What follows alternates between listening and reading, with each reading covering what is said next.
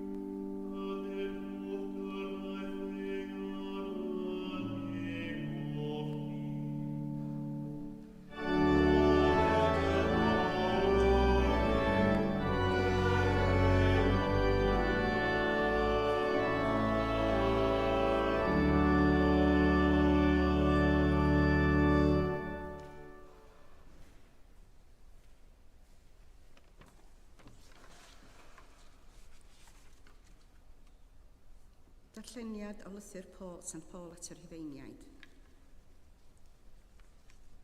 Yr wyf yn gofyn, felly a yw'n bosibl fod Duw wedi gwrthod ei bobl ei hun? Nac ydyw, ddim o gwbl. Oherwydd yr yw fi yn Israeliad, o linach Abraham, o Lwys Benjamin, nid yw Duw wedi gwrthod ei bobl, y bobl a adnabu cyn ei bod.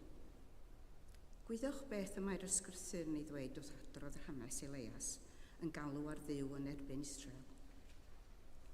Oherwydd, nid oes tynnu'n ôl ar roddion graslon Duw a'i alwad ef. Rydych chwi unwaith yn ifydd i Dduw, ond yn awr o ganlyniad i'w hanefuddod hwy, yr ydych wedi cael trigaredd. Yn yr un modd o ganlyniad i'r trigaredd a gawsoch chwi, maent hwy hefyd wedi anufuddhau yn awr, fel mae derbyn trigaredd a wnad pwythau. Y mae Duw wedi cloi pawb yn carchar anufuddod, mwyn gwneud pawb yn wrthrychau ei drigaredd. Dyma air yr arglwydd. Diolch yn fawr.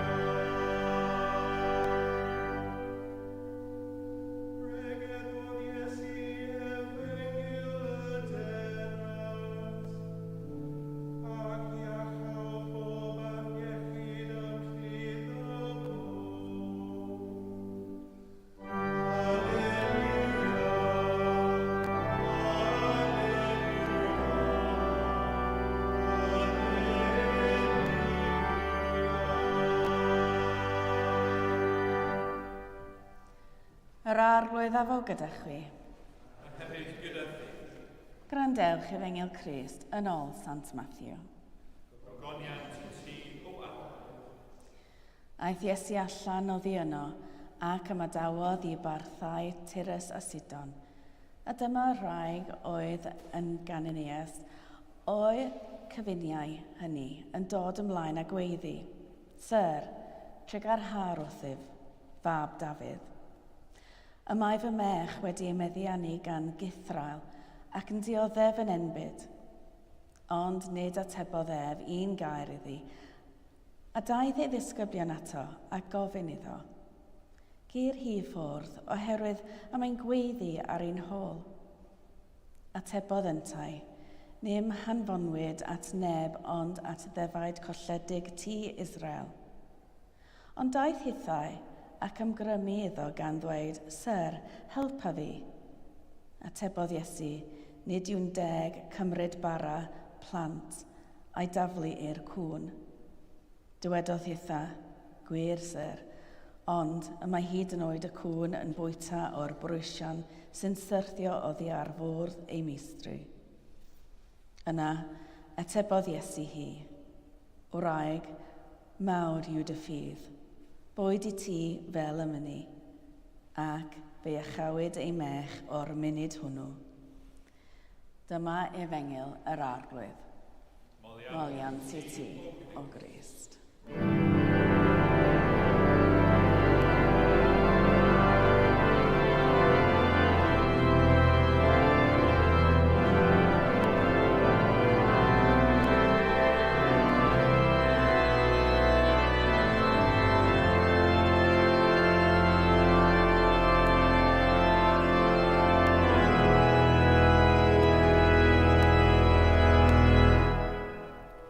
Boed i mi siarad yn enw'r Duw byw, y Tad, Mab a'r Ysbryd Glân.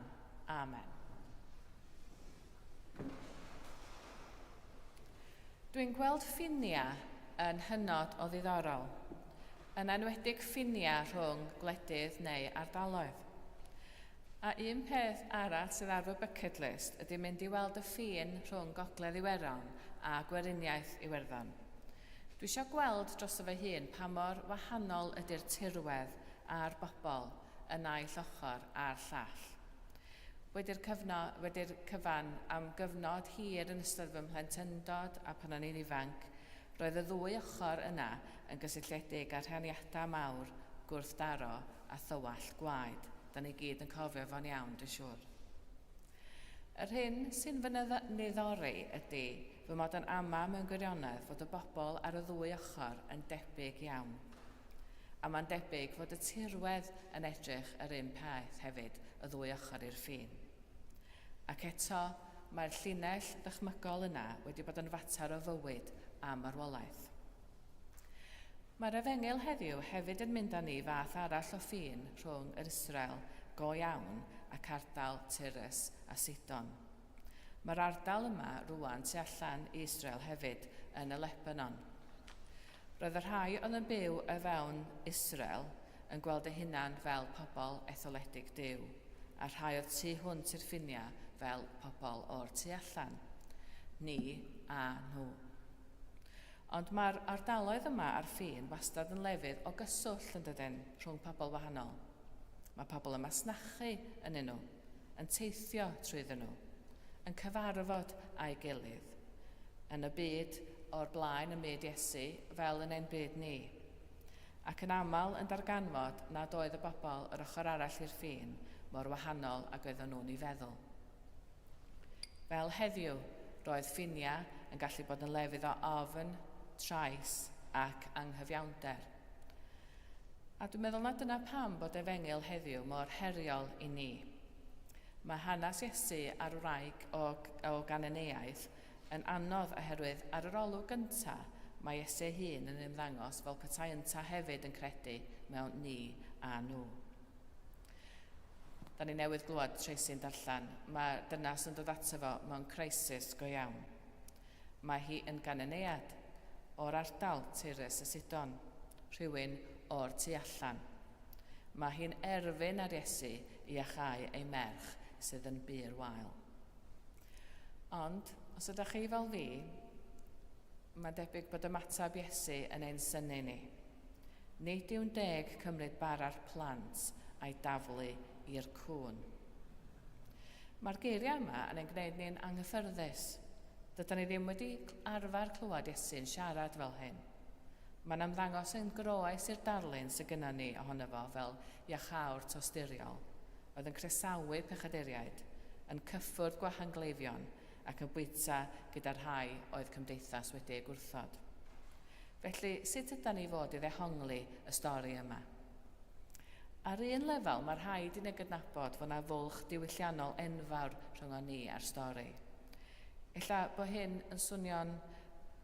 bod beth sy'n swnio yn galad yn ein sarhaus i glustia modern wedi cael ei glywed yn hollol wahanol yn y ganrif gyntaf. Ond ella na esgus ydy hynna. Ond mae diwylliannau yn amrywio'n enfawr o ran beth sy'n gwrtais a beth sydd ddim. Mae gen i ffrind o swydd Efrog sy'n galw pawb yn Love. Iddo fo, term cyfeillgar ydy hwnnw. Da ni yn dall yng Nghymru, dydan, ag yn yr UK, bod pobl yn medru galw pethau pobl yn terms of endearment. Ella bod ni'n meddwl bod ych chi bach yn od os rhywun yn galw ni'n Love, ond mi ydyn ni'n dall bod gwahanol rannau yn defnyddio geiriau gwahanol, a na i ddim sôn am Gynarfon yn fan hyn, wrth gwrs.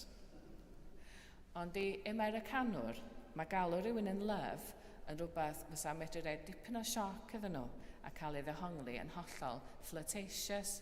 Felly, hyd yn oed yn ein cymdeithasau ni, mae beth sy'n gwrtais a beth sydd ddim yn cael ei ddehongli yn hollol wahanol. Felly, mae rhaid i ni fynd at y darlleniad yma gan gydnabod nad ydyn ni'n deall holl reola a norma diwylliant Israel y ganrif gyntaf. Dwi'n meddwl beth sy'n drawiadol ydy beth sy'n digwydd wedyn mae'r ddynas yn dyfalbarhau. Gwir ser, medda hi, ond mae hyd yn oed y cwn yn bita'r briwsion sy'n syrthio oddi ar fwr ei meistri. A wedyn mae Iesu'n ymateb efo ydmygedd wraig mawr i'w dyffydd, boed i ti fel y mynnu. Mae rhai ysgolheigion wedi awgrymu bod ni'n gweld yma foment o ddatblygiad yn Iesu ei hun. Fel un sydd yn gwbl feidrol yn ogystal â gwbl ddwyfol, mae Iesu yn rhywun sy'n medru newid ei feddwl ac sy'n dod i fwy o eglurdel ella ynghylch ei alwedigaeth a'i genhadaeth. Mae llawer o yr Efengyl yn ôl Matthew yn ceisio ateb yr un cwestiwn yma. Pwy yn union mae newyddion da Iesu ar eu cyfar nhw? A mae'r atab yn dod yn gliriach ac yn gliriach wrth i'r Efengyl fynd yn ei blaen. Mae'r newyddion da yma ar gyfer pawb. Ac ar ddiwedd yr Efengyl, fel da chi'n cofio, mae Iesu yn anfon ei ddisgyblion allan i wneud disgyblion o'r holl genhedlaeth. Pawb, newyddion da i bawb. Mae'n debyg fod Matthew yn sgwennu'n bennaf ar gyfer cynulleidfa Iddewig. A mi fydda llawer o'r pobl fydd yn darllen yr Efengyl am y tro cyntaf efo syniad cry iawn am bwy oedd yn perthyn a bwy oedd ddim. Ond drwy gydol yr Efengyl, mae Matthew yn enghangu ei gweledigaeth o bwy sy'n perthyn i deulu Duw. Da ni'n clywed am y doethion, dydan mae'r doethion yn dod i addoli'r baban Iesu, maen nhw'n dramorwyr. Mae canwriad Rhufeinig yn cael ei ganmol am ei ffydd. Mae casglwyr trethu a phechaduriaid yn cael ei croesawu. Ac yn y stori yma, mae gwraig Gananeaidd yn dod yn esiampl o ffydd ac ymddiriadaeth yn new. Dro ar ôl tro, mae Matthew yn gwthio ei ddarllenwyr y tu hwnt i'r ffinia maen nhw'n ei creu. A mae'r wraig yma hefyd yn ymuno â'r rhes hir o bobl sy'n dangos dyfalbarhad yn yr ysgrythyr. Mae'r disgyblion yn gweld ei dyfalbarhad hi fel rhywbeth reit irritating. Maen nhw eisiau hi fynd i ffwr. Ond mae Iesu dro ar ôl tro yn anrhydeddu'r rhai sy'n dyfalbarhau. A rydyn ni'n gweld y thema yma mewn efengylau eraill hefyd. Da chi'n cofio y weddw sy'n mynnu cael cyfiawnder gan y barnwr yn Efengyl Lec. A mae hi'n cael ei dymuniad oherwydd iddi ddyfalbarhau. A da chi'n cofio'r stori yna am y cyfaill sydd yn nocio drws y dyn drws nesaf eisiau cael rhywbeth i fita. Ac am ei fod yn dyfalbarhau o'r diwedd, mae o'n cael i fara. A dych chi'n cofio hefyd y wraig efo'r gweidlyn dydych yn dyfal barhau ac yn cael ei dal i fyny fel esiampl o ffydd gan Iesu. Dro ar ôl tro yn ôl Iesu, mae rhai sy'n gwrthod rhaid y ffidil yn y to yn dod yn esiampla o ffydd, yn fwy na pobl crefyddol y dydd. Ac yn fwy na hynny, maen nhw'n datgelu rhywbeth am Dduw. Y Duw yma sy'n malio am bobl, y Duw sy'n gwrando, y Duw sy'n ein gwahodd i berthynas efo fo yn hytrach na dim ond i fuddod. A be amdana ni felly? Ydyn ni'n cael ei temtio i ddynnu ffiniau rhwng ni a nhw? Mae'r wraig gan y neaidd yn ein hatgoffa na ellir cyfyngu gras Duw gan y ffiniau ydyn ni'n ei creu. Mae bwrdd teyrnas Dduw yn fwy na gyda ni yn ei ddychmygu.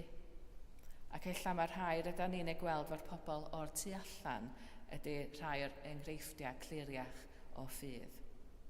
Yng Nghrist, mae Duw wastad yn ehangu'r cylch.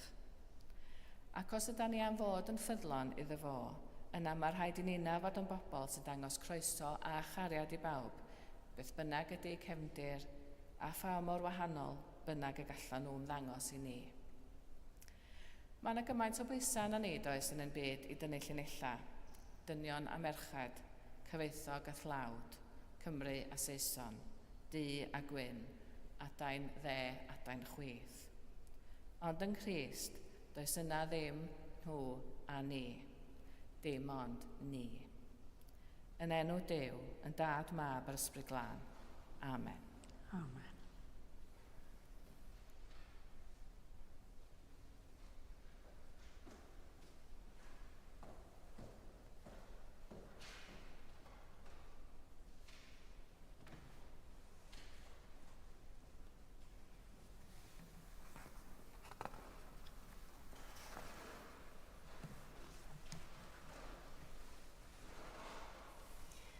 Cyd-dywedd yn y Credonicea. Credwn yn un Duw, y Tad a'r holl alluog, gyneithir o nef a dear, a phob peth gwledig ac anwyledig.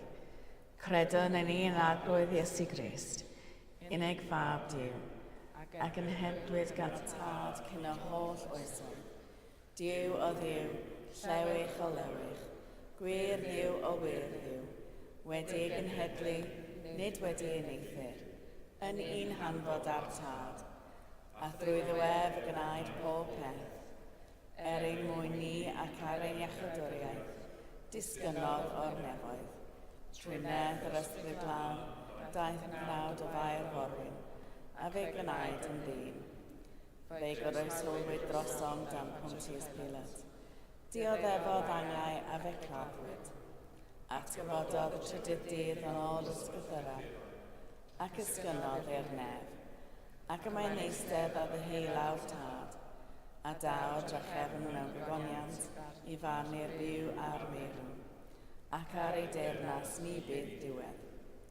Credwn yn yr Ysbryd Glân, yr arglwydd roddwr bywyd, sy'n deillio o'r Tad a'r Mab, ac ynghyd â'r Tad a'r Mab, a gyd addolir, ac y gyd o goneddir, ac y lefarodd trwy'r proffwydi. Credwn yn un eglwys lan gatholig ac apostolig, cyd na byddwn ni'n beddyd maddeuant mechodau, a disgwyliwn am atgyfodiad y meirw, a bywyd y bydd sydd i ddyfod. Amen.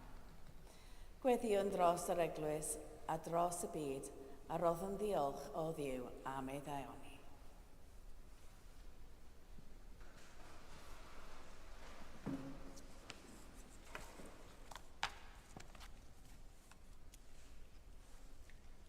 Gweddiwn.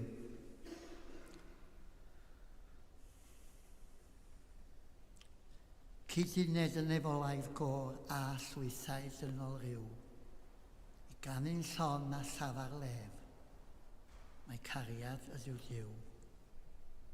Ac yng ngeiriau gomer boed i'n unau yma yn eglwys gadeiriol Deiniol Sant Bangor, a thi hwnt gannu'n llon am gariad anfeithrol y Tad.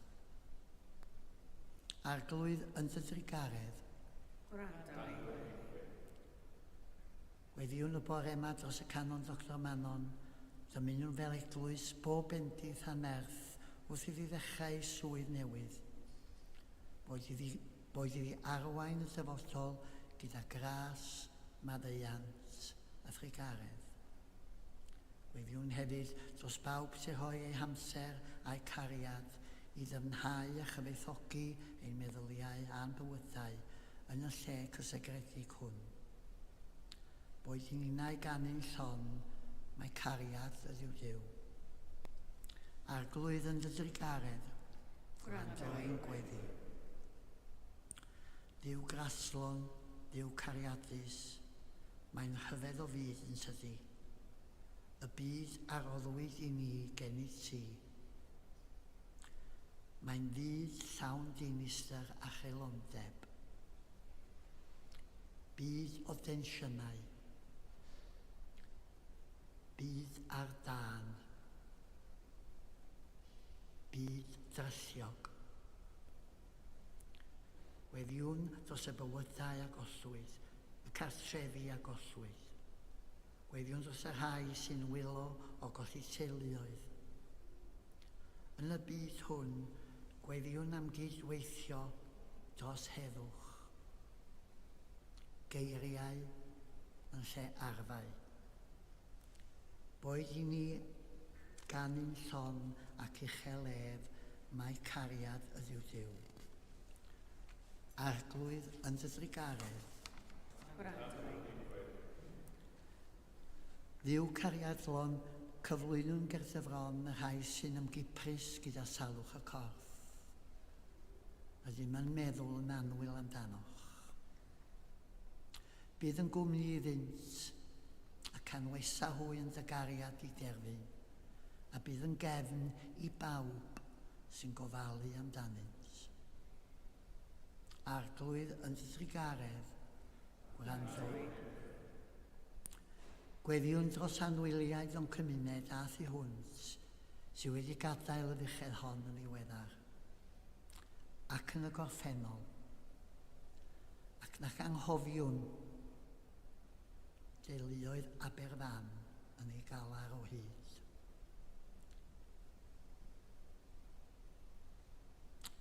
Andwyliaid ar una Manceinion. Mae'n sy'n dal i alaru.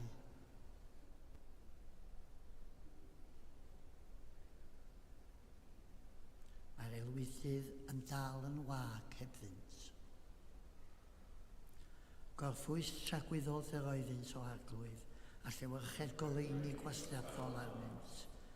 Gorffwysed hwy mewn tangnefedd a chyfoddi mewn gogoniant. Diolch i ti am bob person a ddefnyddiodd ei doniau i diddannu yn steddfod y garreg glas. Rhoes bleser i ni wrth ddathlu ein diwylliant unigryw, ein diwylliant cyfoethog, drwy lenwi ein bywydau gyda cherddoriaeth, llenyddiaeth a chelf. Heddwch oedd cri ein cynach dderwydd Mary Hopwood, a boed i'r neges yr ymys yma gario ymlaen i Steddfod Maldwyn Meirionnydd 2027. Heddwch yn enw dy fab atgyfodedig. Bydd gyda pawb yn bobl a phlant y byd sy'n mynd o gwmpas eu pethau beunyddiol a sydd yn cyfoethogi ein bywydau fel ein bod ni'na i gyd yn prifio i fod yn ddinasyddion cyfrifol, goleuedig ac yn llawn o gariad. Cyduned yn efolaidd gor a llwythaid yn o liw, i ganu'n llon a llafar lef, mae cariad ydyw Duw. Dad Tregarog, derbyn y gweddiau hyn, mwyn dy fab, ein gwaredwr Iesu Grist. Amen.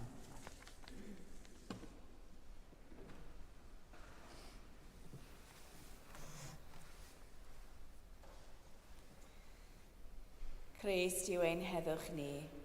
Cymododd ni a Duw mewn un corff ar y groes. Deion ynghyd yn ei enw a rhannwn ei dangnefedd. Tangnefedd yr arglwydd a fod gyda chwi bob amser. A hefyd gyda chi. Gadewch i ni gynnig arwydd o dangnefedd. Did you see the squirrel?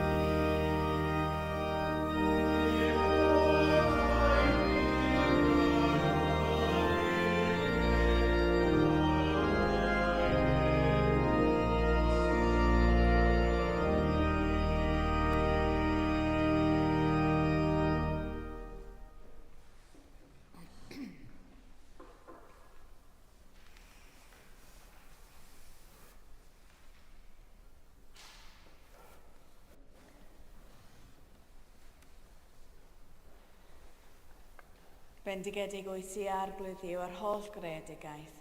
Trwy dy ddaioni y mae gennym y bara hwn i'w offrymu. Roedd y ddeiar a gwaith dwylo-dynol. Fe ddaw i ni yn fara bywyd. Bendigedig gyda Duw am byth. Bendigedig wyt ti arglwydd yw ar holl greadigaeth. Trwy dy ddaioni y mae gennym y gwyn hwn i'w offrymu. Ffrwyth y wynwyddyn a gwaith dwylo-dynol. Fe ddaw i ni yn ddiod ysbrydol. Bendigedig fyddo Duw am byth. Yr arglwydd a fo gyda chwi. A hefyd gyda chi. Dychefwch eich calonnau. Diolch yn i'r arglwydd ein Duw. Iawn yn gloi diolch. Iawn yn wir ein dyletswydd a'n llawenydd bob amser ac ym mhob lle, yw diolch i ti, Dad Sanctaidd, holl alluog a byth yw eil ddiw, trwy Iesu Grist ein harglwydd. Trwy ddywedd, fe'n gneithos ni ar bydysawd cyfan. Pan ddaeth ysbryd glân at Mair, fe anwyd Iesu yn un ohonom ni. Fe'n carodd ni gymaint fel iddo farod trosom ni. Ar ddydd y Pasg, codais ef o farwn fyw, gan goncro marwolaeth a drigioni am byth. Ar y Pentecost, roddais ysbryd glân fel yr adawodd Iesu, yn helpu ni i fyw yn blant i ti. Felly yma'r ar y ddeiar, a chyda'r yngylion a'r ach angylion, a phawb yn y nefoedd, molian yn dy enw a chanu.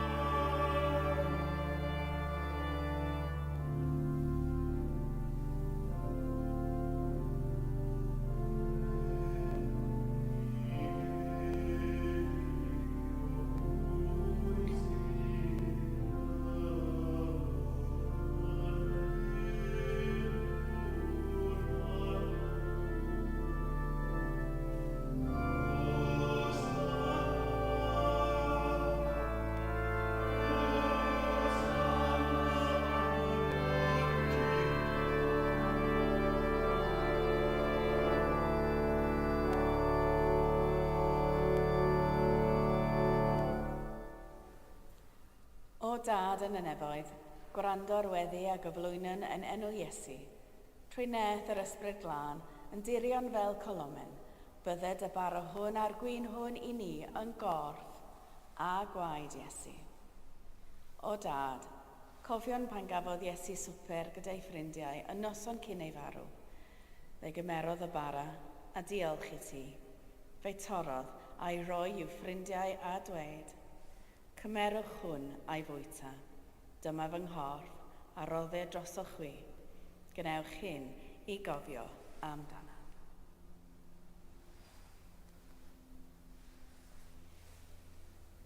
Ar ôl swper fe gymerodd Iesu y cwpan gwyn, diolchodd i ti a'i roi i'w ffrindiau a dweud, yfwch y hwn o'r cwpan hwn bob un ohonoch, a mae hwn yw fy ngwaed, yr addewid newydd o gariad Duw. Gwnewch hyn bob tro yr yfwch i gofio amdano.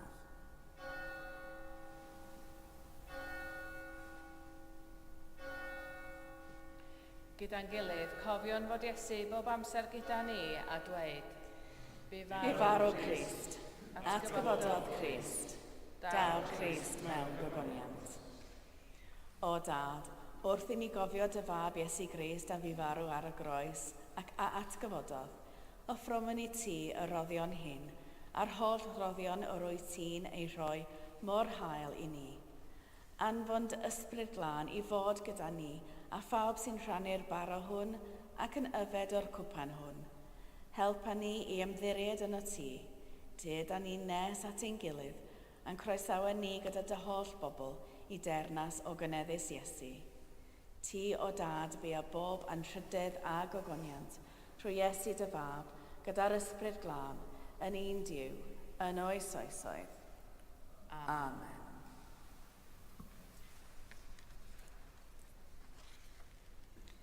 Fel y dysgodd ein iachawdwr ni gweddiwn yn hyderus. Ein Tad, yr hwnnwyt yn y nefoedd, sancteiddiad y enw, dyled y dernas, gwneled y wyllus, megis yn y nef, felly ar y ddeiar hefyd. Dyrow i ni heddiw ein bara bynyddiol, a maddau i ni ein dyledion, fel y maddeuon unau'n dyledwyr, ac nac arwain ni i brofedigaeth, eithaf gwared ni rhag drwg, gan iddo ti o'r dernas, a'r gallu a'r gogoniant, yn oes oesoedd. Amen.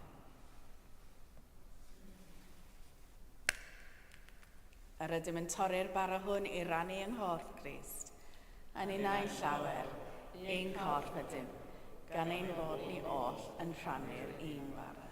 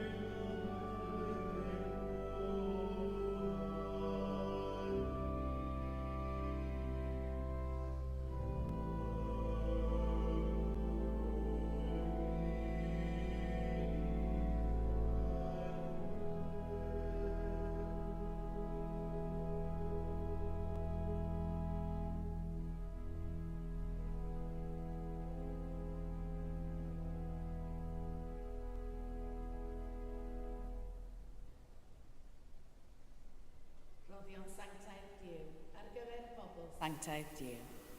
Yma Iesu Grist yn sanctaidd. Yma Iesu Grist yn arglwydd. Duw Dad.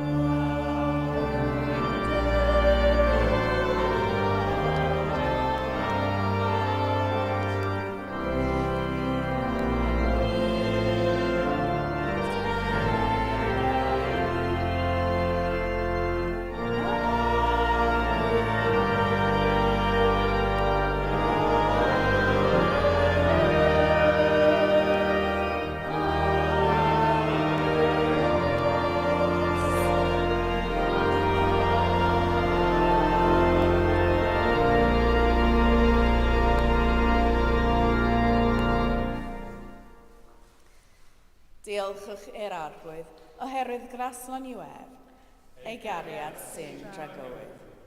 Ddiw'r gwirionedd, yr ydym wedi gweld a'n llygaid a chyffodd a'n dwylo fara bywyd.